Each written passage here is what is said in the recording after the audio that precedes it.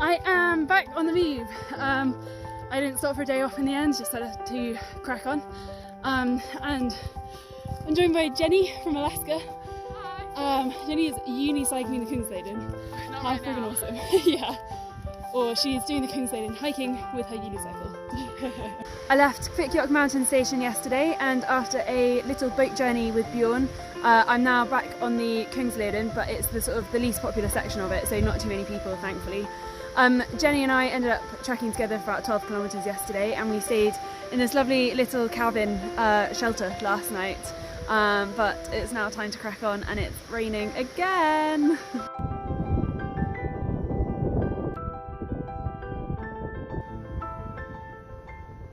Dear diary, today is a low motivation day, just for so many reasons. Like, I'm pretty tired, I don't feel great. I know the next 8 kilometres at least are all uphill, and the first 4 kilometres of that is really steep. And I just, yeah, not in the mood today. So I'm sort of just daydreaming a lot and walking slowly, taking my time, letting myself take more breaks. And I've kind of accepted that I'm probably not going to be looking around that much today, probably not going to take all that many photos. It's just a day that I need to get through. I need to cover the distance. I think maybe because I didn't have a day off, I've been going for like, I don't know, 10 days or something without much let up. But I have a day off coming in like 8 days. So I'm just kind of aiming for that and doing what I have to get through.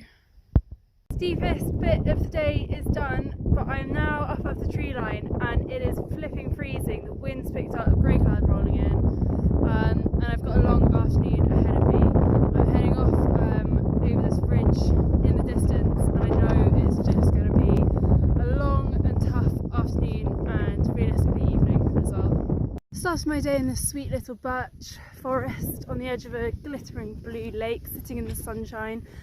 Then a couple of hours climbing up through said birch forest, and now I'm up here in this kind of like rocky, otherworldly, quite strange landscape.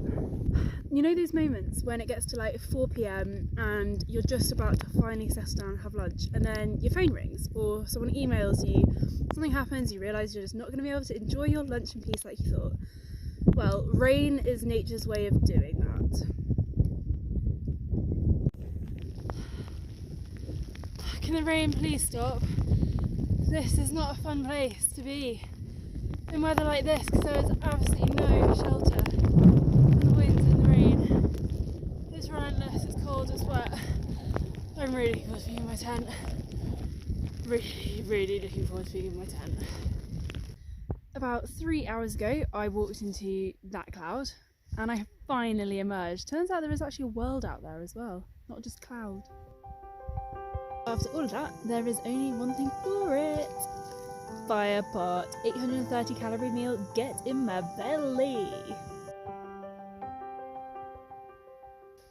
And so begins another grey day and another day of me feeling like utter poop.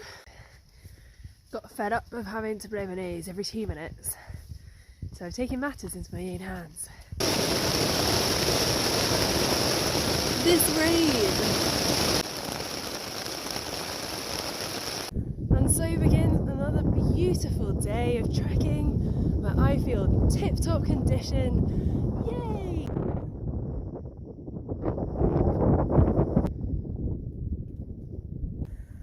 At this point, I'm pretty sure that the world is mocking me. I now have to row across a lake, and there are 3 boats. There always has to be 1 boat at either side, and I've arrived at the side where there's only 1 boat, which means I have to row this 1 boat across, pick up one of the 2 boats on the other side, bring it back here, leave one of the boats and row back there. So I have to row across this lake 3 times, and I honestly don't think I've ever felt this exhausted and run down. I just, thank you world, I'm really feeling the love today.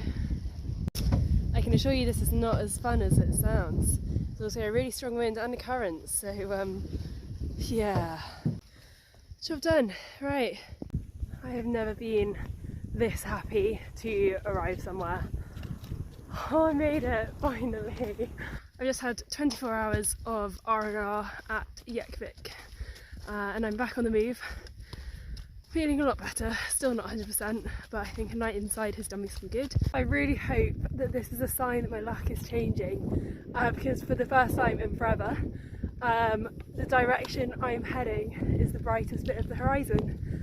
Going there.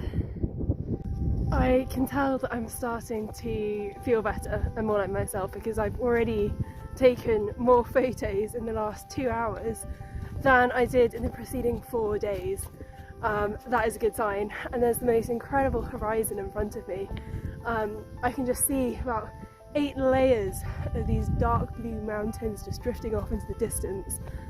It's mesmerising, I love it. Dear world, thank you for not raining this evening, I really appreciate it. Morning.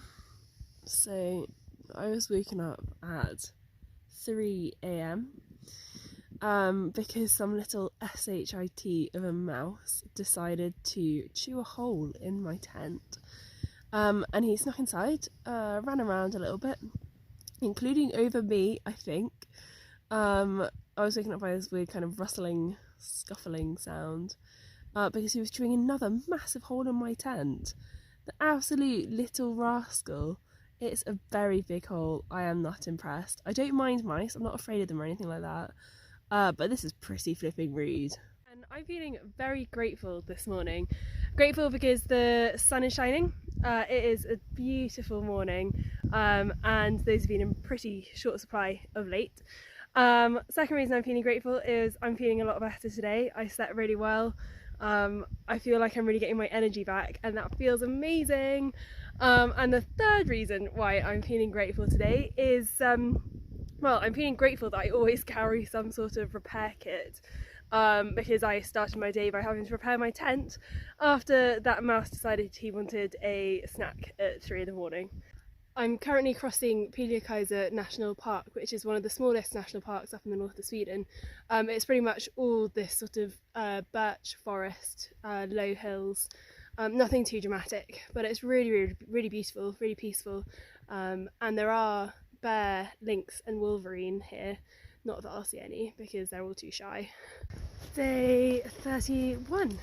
I slept in a really lovely little cabin last night, in this wood by a really beautiful river, and I shared it with just a mouse, just the two of us, and I slept really well, and the sun is kind of shining. There are some grey clouds overhead, but I'm hoping to have some nice weather again today.